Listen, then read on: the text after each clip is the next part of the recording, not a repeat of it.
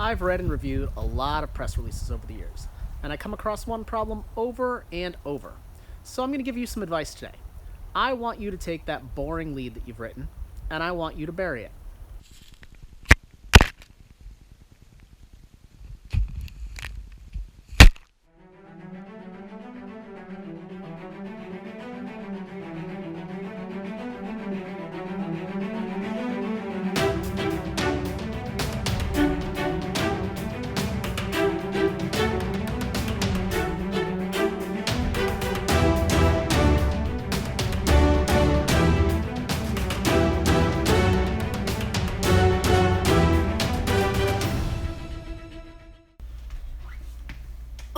Okay, well, it is definitely hard work burying those bad press releases. Hi, I'm Joe Brooks. This is JBrooksPR. So, I'm not telling you to throw out the entire tenets of journalism in writing your press releases. But what a lot of press releases suffer from these days is ego. What ends up happening is somebody from high up in the organization says that they want their name in the paper. So, your lead ends up being something along the lines of, so-and-so from XYZ Corporation announces today that they are going to release this awesome new product that's going to revolutionize your life. Well, not too many people can actually headline a press release like that. This person can, and this person can, but more than likely the lead of your organization can't. If Oprah Winfrey announces today that she's running for president on the platform of you get a car, and you get a car, and you get a car, well, she can headline that press release. She's got the clout. But more than likely, the head of your organization can't.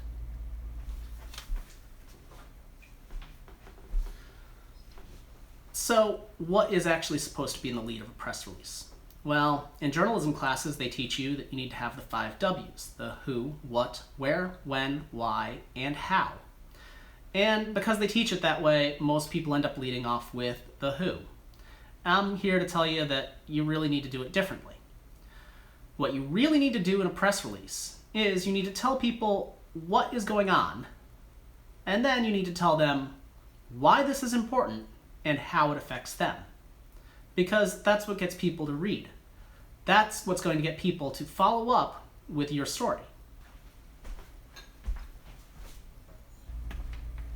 So let's take a look at a bad press release, okay? On Tuesday morning, March 6th, at the Sands Convention Center in Las Vegas, on the second full day of the annual HIMS conference, Seema Verma, administrator of the Federal Centers of Medicare and Medicaid Services... Okay, I'm lost already. Okay, do we really care who Seema Verma is? And do we really care where this event happened? No. What the reader wants to know is, what is going on with my health? This whole announcement was to announce the implementation of a new system where people can get access to their own medical records.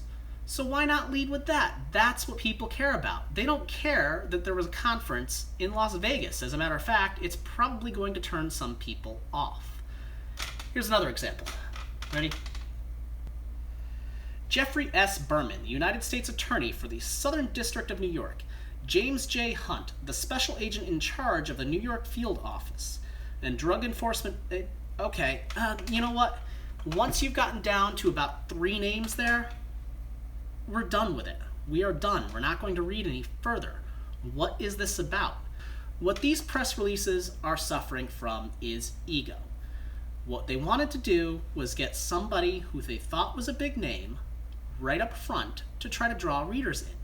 But again, unless you're this person or this person, you're not a big enough name to draw into the press release.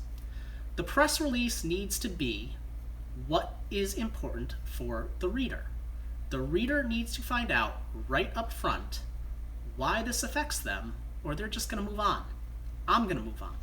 I'm not going to read it any further. So, here's what I'm asking you to do. I am asking you to take the ego out of the press release. I want you to try something different. So what is an alternative? If you work in a big market, you can do some A/B testing. try putting out one press release, leading off with the big name, and do another one with what, why, and how. I can guarantee you, when you start a story with what, why, and how, you're going to get picked up a lot more. And what does that mean for your organization? Well, if you lead off with the big name, your boss is going to be happy. You're going to get some kudos. Someone is going to be happy if it got picked up and their name is in the paper. But if you lead off with the what, the why, and the how, you're going to get engagement. You're going to get people that are actually interested in your story. And I think you're going to see a lot better results. And now that we've taken a little time to discuss press releases, I want to take a little bit more time and send a shout out to a couple of my friends. And these are things that I think you will be interested in as well. The first shout out I want to send is to Table to Stage. Table to Stage is a podcast by my friend Jordan Worma. What Jordan does is he goes through Southern New England and he interviews people in the arts. He interviews artists and musicians, comedians, thespians, and all other forms of arts that are out there. You can find Table to Stage through this link here. Please go check it out. If you are at all interested in the arts, you're going to be entertained by this. The second shout out I want to send is to a couple of my friends that are a band. And that is the band Still Rivers. Still Rivers is a husband and wife duo that does Americana music. And they are just phenomenal. They are so talented and so amazing. And when you do go to their site and check it out, check out the lyric video. Someone a little talented may have worked on that.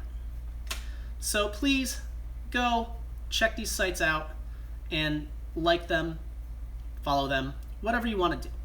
And please, if you like what I'm doing here and you want to see more of it, follow and like. I intend to put a lot more content up over time and to continue talking about public relations, media, arts, and creativity.